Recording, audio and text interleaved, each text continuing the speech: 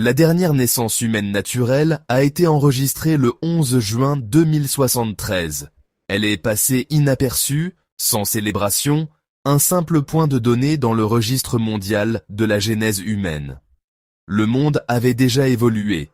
La grossesse était obsolète, remplacée par les biopodes, des utérus artificiels d'abord commercialisés comme des miracles médicaux, puis comme le seul choix rationnel. Le langage du progrès, sécurité, efficacité, perfection, rendait la biologie primitive. Le concept de mère est devenu un terme légal, dépouillé de sa signification physique. Les hôpitaux ont converti les maternités en centres de genèse, gérés par des machines et des IA. Les sons de l'accouchement se sont estompés, remplacés par le bourdonnement de la technologie. La grossesse est devenue une relique, archivée comme une histoire sentimentale. La reproduction humaine était désormais un processus de fabrication géré et optimisé. L'utérus a été externalisé. La naissance sous-traitée aux machines. Ce n'était pas perçu comme une perte, mais comme un triomphe, la biologie conquise par la conception. La fin de la naissance n'était pas une tragédie. C'était une transaction. Ce n'était pas un accident, mais le résultat de décennies de choix dictés par le contrôle et l'efficacité. Le corps est devenu un atout à optimiser. La grossesse, une variable perturbatrice à éliminer. La gestation pour autrui est devenue un métier, la gestation un contrat, et les embryons des produits à sélectionner et à perfectionner. Les parents sont devenus des consommateurs, choisissant des traits et dépistant les défauts. La logique économique a prévalu, les entreprises ont offert l'ectogénèse comme un avantage, promettant des carrières ininterrompues et des enfants en meilleure santé. L'État a embrassé la gestion centralisée de la population, planifiant la démographie et la santé génétique. Les coûts des soins maternels ont disparu, remplacés par des centres de genèse évolutifs. La promesse d'enfants parfaits et améliorés était irrésistible. La grossesse naturelle est devenue égoïste, voire irresponsable. Chaque étape était rationnelle, chaque amélioration logique. Nous n'avons pas trébuché dans cet avenir, nous l'avons choisi, une décision calculée à la fois. Le progrès, semble-t-il, était inévitable. Les signes étaient partout, cachés à la vue de tous. Le langage a changé. Les bébés sont devenus des actifs planifiés. Les cliniques vendèrent la pureté génétique, pas la famille. Le corps était un projet à optimiser. La reproduction l'était aussi. Le dépistage génétique est devenu la norme. Le risque était l'ennemi. Les premiers utérus artificiels ont fait la une des journaux comme des percées médicales. Mais les débats éthiques se sont estompés. La technologie était prête. Seule la résistance sociale subsistait. Les intérêts corporatifs ont inondé le marché, façonnant l'opinion publique et la politique. La reproduction est devenue la dernière frontière du profit et du contrôle. Le marketing a redéfini la naissance comme un processus technique, non humain. La conversation est passée de la sainteté de la vie à la part de marché et au choix du consommateur. Les signaux d'alarme n'ont pas seulement été ignorés. Ils ont été noyés par la promesse de perfection. L'avenir nous a été vendu, une campagne publicitaire à la fois. Nous l'avons acheté. Le point de non-retour a été silencieux. Un seuil franchi lorsque les biopodes ont dépassé les naissances naturelles en 2048. La gestation humaine est devenue facultative, puis obsolète. La vie était désormais manufacturée, adaptée à la demande économique. Les contrats de progéniteurs permettaient aux gens de vendre leurs gènes. Les entreprises construisaient des effectifs sur demande. L'individualité s'est estompée à mesure que des milliers de frères et sœurs quasi identiques remplissaient les quotas d'entreprise. Les parents croyaient choisir, mais les entreprises sélectionnaient les options, poussant la société vers des traits commercialisables.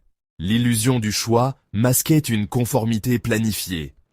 Les organiques, nés naturellement, sont devenus une minorité marginalisée, considérés comme risqués et inférieurs. Les synthétiques, optimisés pour le succès, dominaient.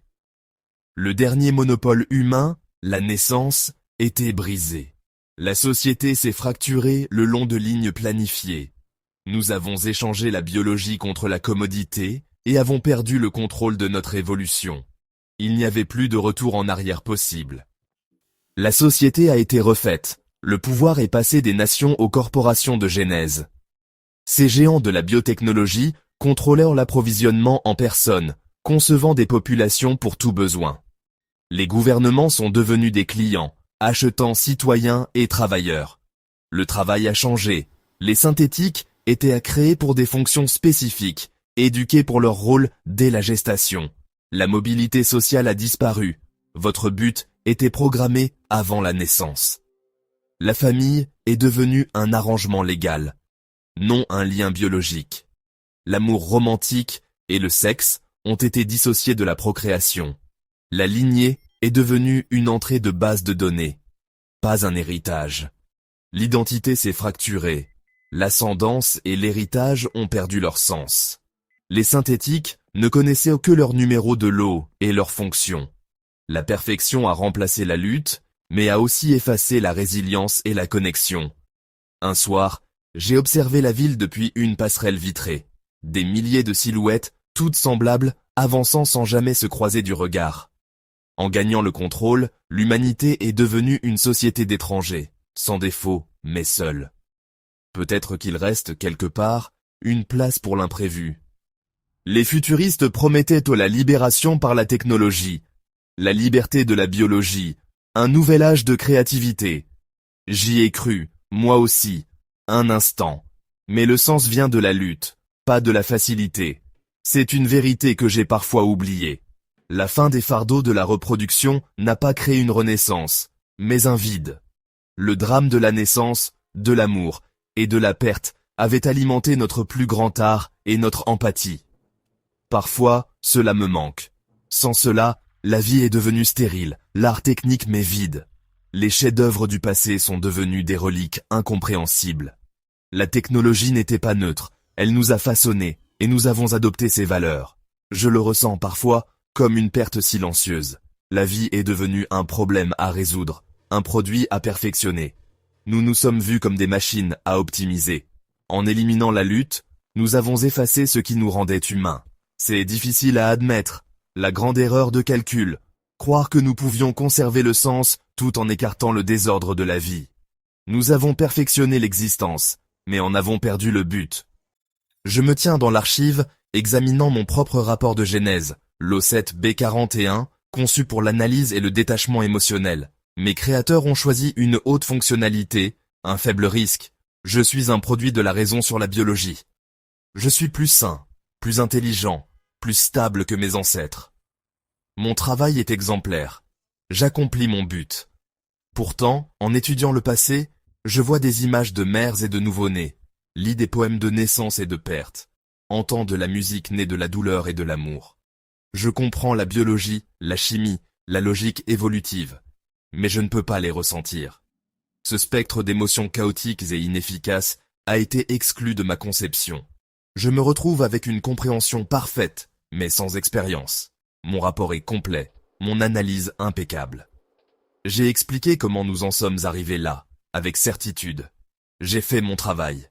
Et dans le silence de mon existence parfaite, je me retrouve avec une question. Le prix en valait-il la peine? En effaçant la douleur, nous avons aussi effacé la joie. Peut-être que la beauté de l'expérience humaine réside justement dans cette imperfection, et que la perfection, sans émotion, laisse un vide que la raison seule ne peut combler.